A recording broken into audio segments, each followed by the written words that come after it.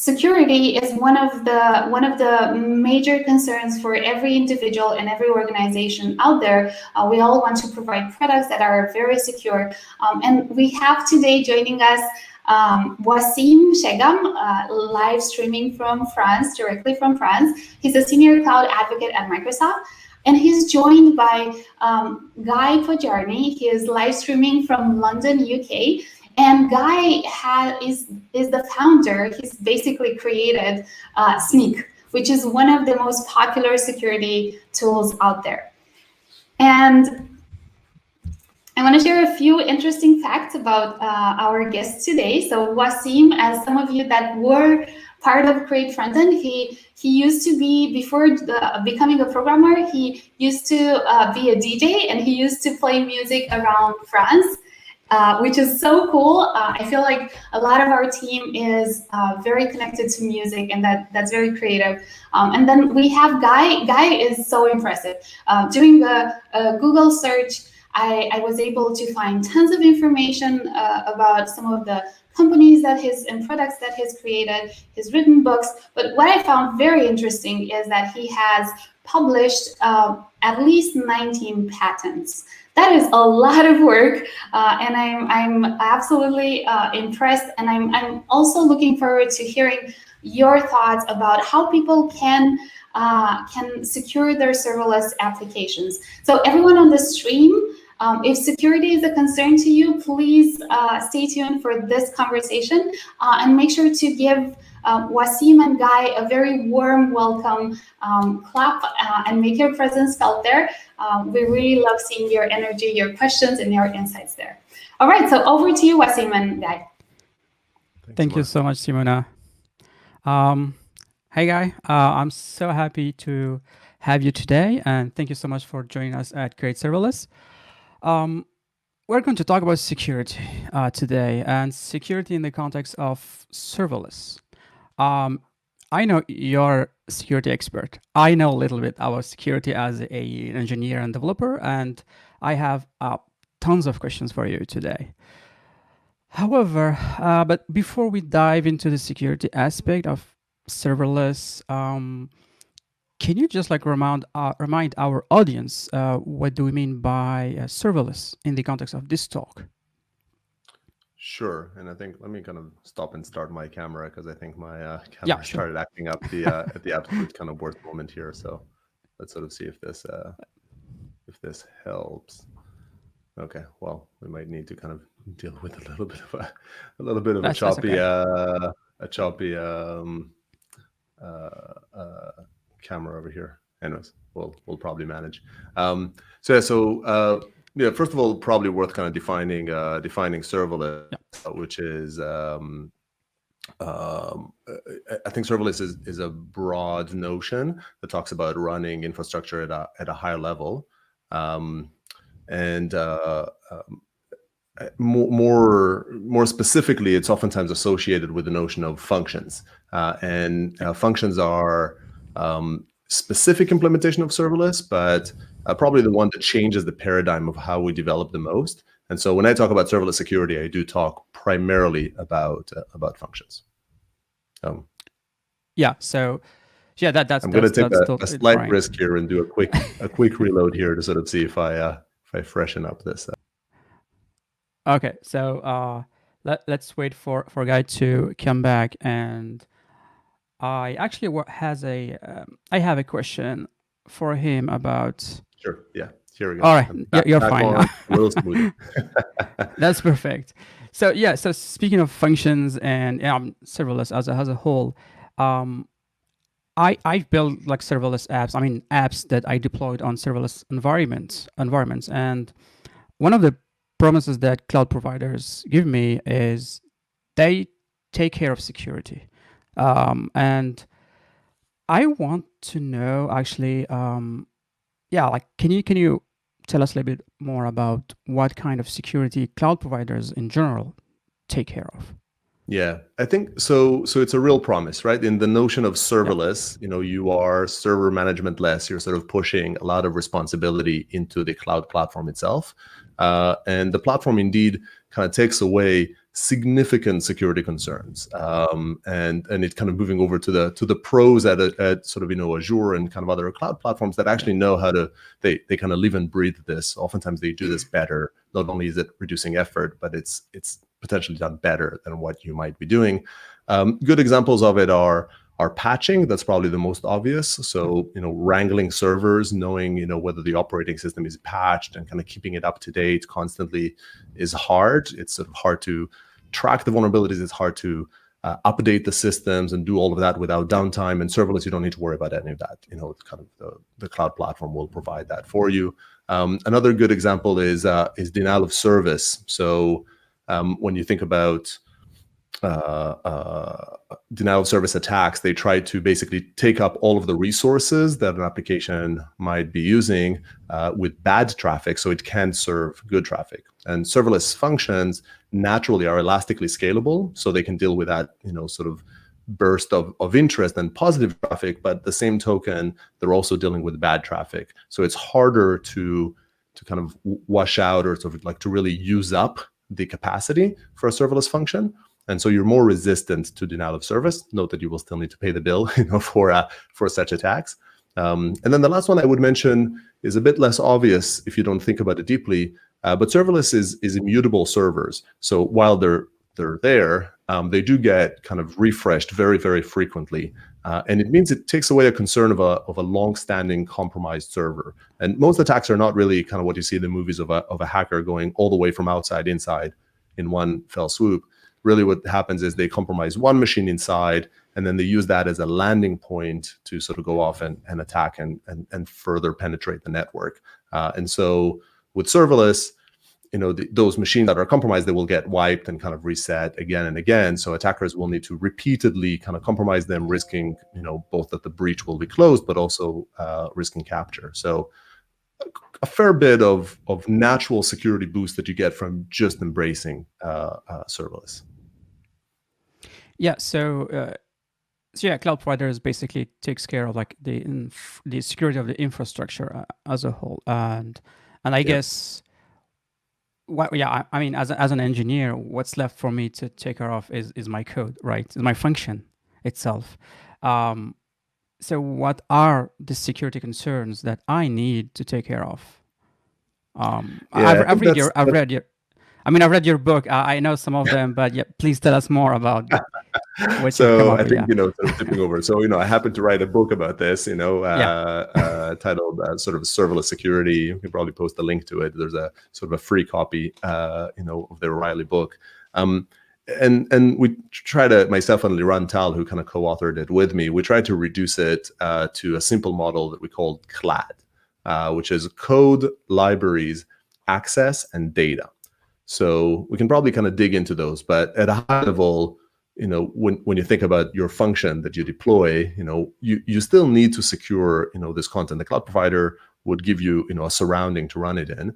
And in that context, you need to think about these sort of the security of these four aspects. So shall we kind of dig in a bit into the four? Yeah, absolutely. Yeah. So the first one is code, probably most obvious, like you're writing code, the code could be vulnerable. You could do all sorts of insecure practices in it. So you still need to worry about that. That platform doesn't take that away. Generally speaking, same type of effort as you would have in your regular applications, except some things are a little bit different. For example, you might get malicious input out of some sort of messaging queue, right? Or out of an event attribute, which we're not always used to doing it. And probably even most important is to just think about one service passes inputs to another, and you're trusting that input. That's dangerous because serverless is all about blocks. It's all about the ability to kind of mix and match in different ways. So you have to think about every one of these functions as a perimeter and not trust the inputs and kind of keep that code secure. So that's probably most straightforward. The second one is libraries. I sometimes refer to libraries as these like sprinkles of infrastructure that are sort of throughout your app. We talk about an unpatched operating system, like an unpatched server, so it can be hacked. It has some known component used by millions, like OpenSSL, and a vulnerability is discovered in it. It makes it a massively appealing attack target for hackers, right? For sort of attackers, and so. library dependencies, it's well understood that patching servers is very important, and that if you don't do that, you'll get hacked pretty quickly. There's a lot of data to sort of support that. Libraries are kind of the same. It doesn't really matter if it's Nginx or if it's Express in your sort of dependencies, or if you used OpenSSL, or if you use some other sort of library that's more app level. Over time, they age like milk, not like wine, right? Like over time, they grow stale, they grow vulnerable, and so you have to be on top of it. You have to think about, one, like know which libraries you're deploying to begin with, and know whether they're vulnerable. And it's worth noting that like a whole bunch of like most cloud platforms, Azure is no exception, allow you, for simplicity, which is awesome, to just kind of roll out, to push code and have some build be done within the cloud platform and it would fetch the dependencies for you, but none of them manage the dependencies for you. So you still need to remember, what is there. And then, of course, you need to track the vulnerabilities and respond when a new vulnerability comes out. So you roll out something new. And so I'll kind of pause there a sec, but like the code and the libraries are probably, you said you need to secure your function. That's probably the two components that make up your function. And you have to be careful to be mindful of the security risks they present. Sure. And I know like you at Snyk that you analyze and try to find the security holes into these kind of libraries. Am I right?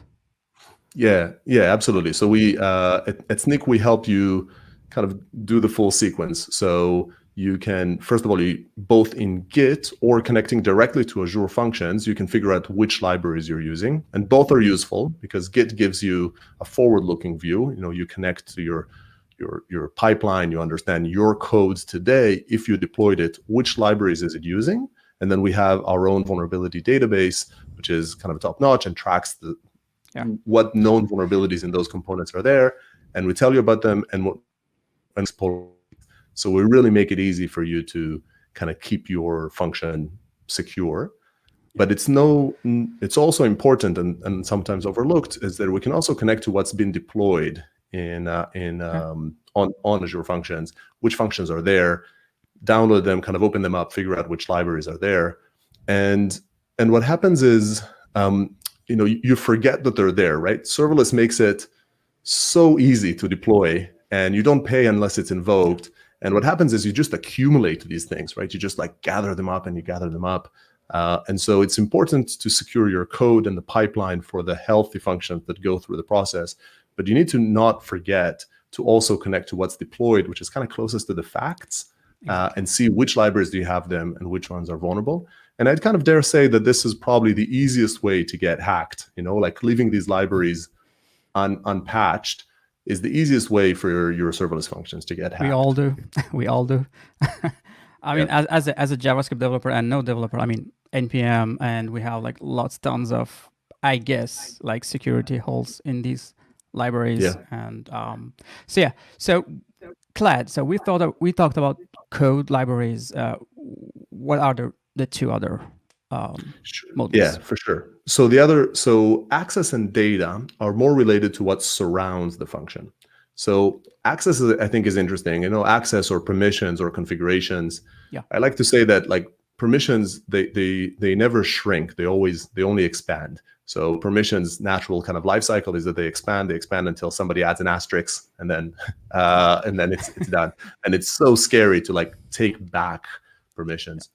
So this is a bit of a two sides of the same coin. Serverless gives you the power to really perfectly tune the permissions of your function, which is incredible. It allows you to really refine who has access to data, like which functions have access to data and which ones do not, which functions are allowed to send information outside the network and which ones not. So it actually allows you to create a much more secure system, much more defensive than a monolith, which has everything inside of it. But the default stands, but doing that is harder. You need to work to do it. And it's much easier to say, hey, I've got these 10 functions. I'm going to kind of lump them into one, say, like serverless YAML file. And I'll just sort of give them this sort of permission. And the permission set is a superset of the 10. And now every function can do all of those things. And that's risky, because it now means like these functions are modules that can be moved around and can be used elsewhere. And so you have to be kind of mindful of really reducing kind of that access and ensuring that every function has minimal permissions, both in terms of it being invoked and what it can do. So that's access. I'll kind of quickly jump on to data. Data is more about the data that flows in and out. Like most programs at the end of the day are, you take input data, you run some processing, you issue out, and serverless is no exception. What's different in serverless is there's no transient data. So you don't hold your sessions in memory. You don't temporarily write something to sort of the local disk, because every time is immutable, it gets reset. So you have to be more careful about the session data. First of all, in general, you still need to worry about data. So even data you store into a database. But if you're going to switch your session data to like a Redis data, or if you kind of switch that transient data, it's now going to live outside the function. You need to be more mindful of how do you protect that data. So both of those are like around the function, but they're about hygiene at scale, security. Correct. So never trust data coming in.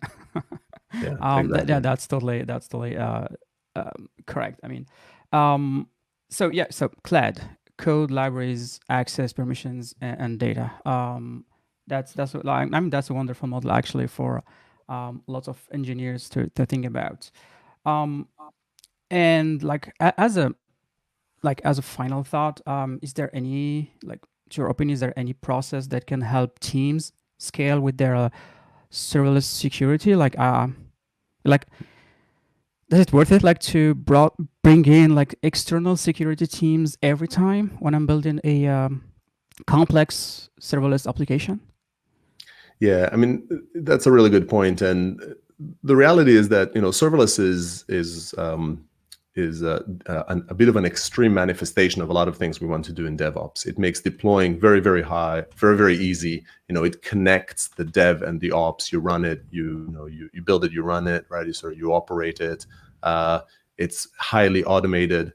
And in that type of surrounding, it's very hard for a model of an external security team to survive.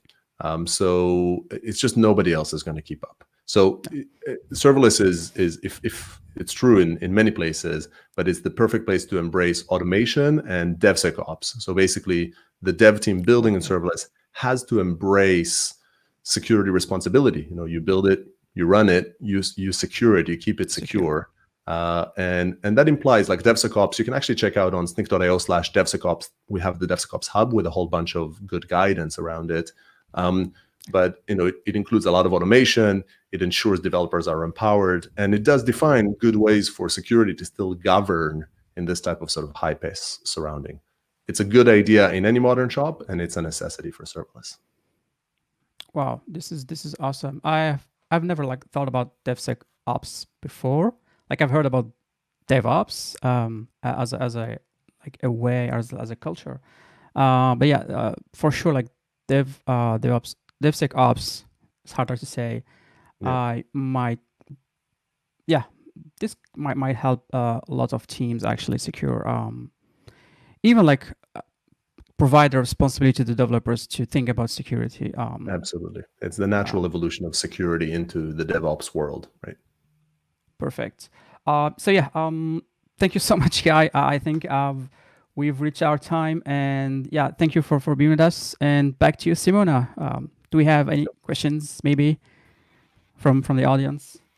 Hi. Yeah, so thank you so much, both Guy and Wasim. This was such a good question, session. Sorry, I was not aware of the CLAD model until chatting with you, Guy and Wasim. That was really awesome, and I think it's a good framework of thinking when we not only write code in serverless, but also deploy and we create applications, we architect applications. It's a good thinking framework that can be used. There is one question, that's why I was a bit distracted. There's always questions in YouTube, and I want to answer all of them. So one of them that we've seen there is from Tim, and he's asking if there is a threat modeling for serverless like CLAD 101 anywhere. And I wonder, Guy, if your book that you've published a while back, maybe last year, does it cover that, or am I completely wrongfully answering this question? Yeah, so I think the book would be a good start for it. It doesn't necessarily prescribe to sort of the classic threat modeling like structures, which apply for serverless as well. It's just some of the threats go away, but you can apply regular serverless. CLAD kind of simplifies it down. It doesn't require the full-on thing. So, and again, we can probably post a link to it in the chat in a sec. To do it, should get you sort of a 60-ish pager book. Also has a lot of Azure functions, kind of good examples in it. So that's really awesome to hear. And I actually, if we bring back the slide that I was sharing earlier, there's a couple QR codes there that I recommend folks take a picture of, and the second QR code there includes a link to the book, so you can either use the QR code to scan that, or even go to the URL there, which is on info.sneak.io. It's a book published in collaboration with O'Reilly, so that's always almost like a stamp of approval, right? When you see a book that's published in collaboration with them, you know that it's a fantastic book. And you also know that it's a fantastic talk when you have Guy and Wasim joining. So thank you both for being here and for sharing so much knowledge. Everyone, please head over to their office hours. Ask any questions that you might have. Guy and Wasim will be delighted to join you there. That's the QR code on the right-hand side, so make sure to scan that one. Go to the DevTube page and add your comments, your insights, and your questions, things that you might find interesting. Add them there, and please give a warm round of applause to Guy and Wasim for joining us and for sharing all of this knowledge. Thank you. Thanks for having us. Thanks for having us. Bye.